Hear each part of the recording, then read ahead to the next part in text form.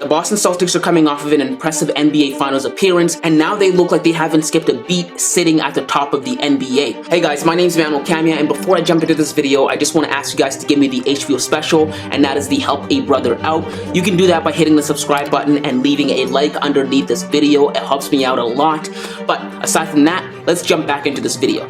If you compare where the Golden State Warriors and the Boston Celtics are respectively, they are day and night compared to each other. And the reason I compare these two teams is for a number of reasons. One reason is because they were the two teams left standing last June, and they made the NBA Finals, although the Golden State Warriors did walk away with the NBA title. Even though they did that, the Boston Celtics, 6 months removed, look like they have not skipped a beat. In fact, they look like they are better.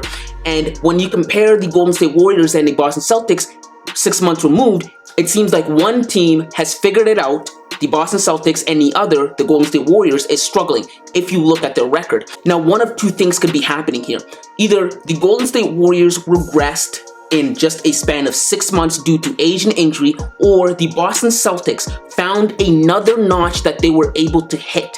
And I am inclined to believe that the latter is true. I think that the Boston Celtics actually found in themselves another gear to shift into, and that's why they are sitting at the top of the NBA right now. They are number 2 in the Eastern Conference. They were just number 1 in the Eastern Conference, but I want to use the dynamic between the Golden State Warriors and the Boston Celtics to answer the question of whether the Boston Celtics are poised to be the next great NBA dynasty. When I think of the Golden State Warriors and the Boston Celtics, I think of two teams on different ends of the same spectrum. That spectrum being success and dynasty. I think one team is on the back nine and at the end of their dynasty era, and one team is at the beginning of their dynasty era.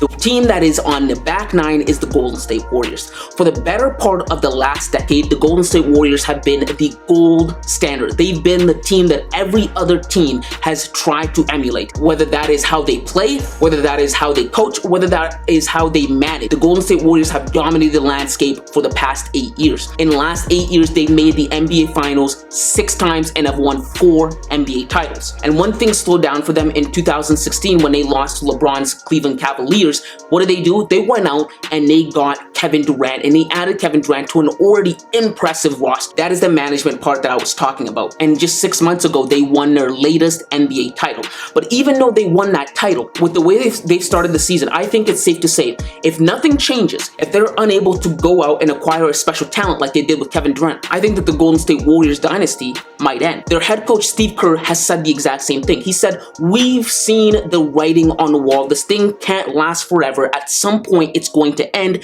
and it's beginning to look like an end of an era. But on the other end of the spectrum are the Boston Celtics. They are the young, up and coming, hungry team that is ready to make their mark on NBA history forever, and I think they have all the makings to do so. Last year, their superstar Jayson Tatum arguably surpassed Kevin Durant. Every single dynasty needs a superstar. It is the linchpin for which a team can be built around. It is the linchpin for which a team revolves around.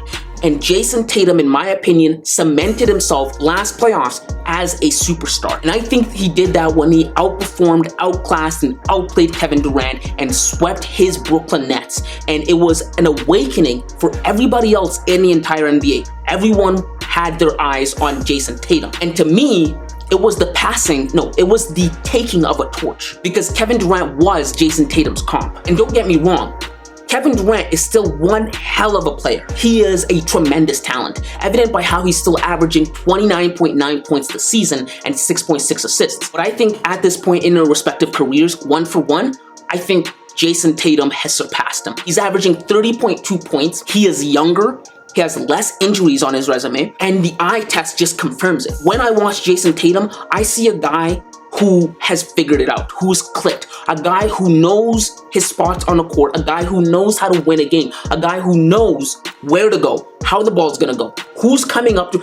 It looks like something clicked for Jayson Tatum, and that made all the difference for the Boston Celtics. Now, I'm not the only one that thinks this, right?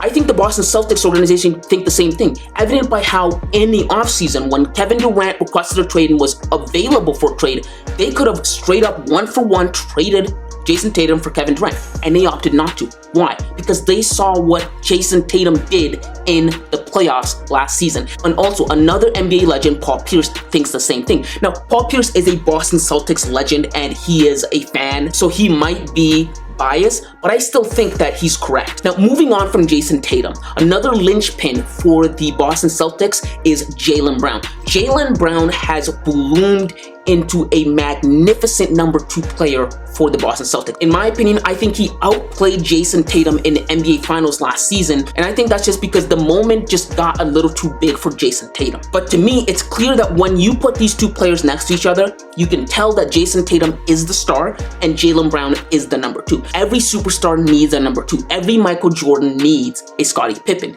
LeBron had Kyrie Irving and Dwayne Wade, Steph Curry had Klay Thompson, Kobe had Pau Gasol, and Jayson Tatum has Jaylen Brown. And moreover, I think the Celtics have really overcome the difficulty of being a young, inexperienced team. Because you have to remember, before the Celtics made it to the NBA Finals last year, there were talks of breaking them up. People thought that enough time had passed for the experiment of Jaylen Brown and Jayson Tatum together, to which anything that was going to be fruitful would have came out of it. And so prior to them making the NBA Finals, they were going to break them up. But what did they do? Something clicked for them.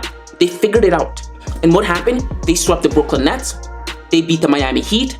But unfortunately for them, they met a great dynasty in the Golden State Warriors in the NBA Finals. But I think the experience of knowing what it takes to get to that level, the grit, the determination, and the caliber of play that it requires to make it to the NBA Finals, I think that since the Celtics experienced that last year, there was no looking back for them. I think it clicked for everybody on that team. They knew what it took, what they needed to do if they wanted to ever be that successful again. And that is great for a young, upcoming, potential dynasty of a team. And I really think this team has matured, because remember, just like the Golden State Warriors, there again is that similarity between these 2 teams. The Boston Celtics drafted all the key components to this team. They drafted Jayson Tatum, they drafted Jaylen Brown, they drafted Marcus Smart, right? Just like the Warriors drafted Steph Curry, Klay Thompson, Draymond Green. And when they needed extra help, they went out and they got Kevin Durant. And the Boston Celtics have done the same thing. They went out and they got extra help from a veteran player in Al Horford. And furthermore, I think they've matured,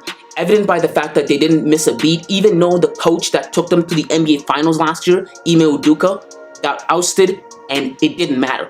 I think they've come to that point in which it doesn't matter who the coach is, kind of again like the Golden State Warriors. When the Golden State Warriors had Steph Curry, Kevin Durant, Klay Thompson, it didn't matter who the coach was. Yes, I know Steve Kerr is a good head coach, but really, you could have put anybody there and they would have won a championship. And actually, I think that did happen one time. Steve Kerr was out with a back injury and Mike Brown came in and they made it to the NBA Finals in 2019. And I think it's the same thing here with the Boston Celtics. I think it doesn't matter who the coach is. They figured it out.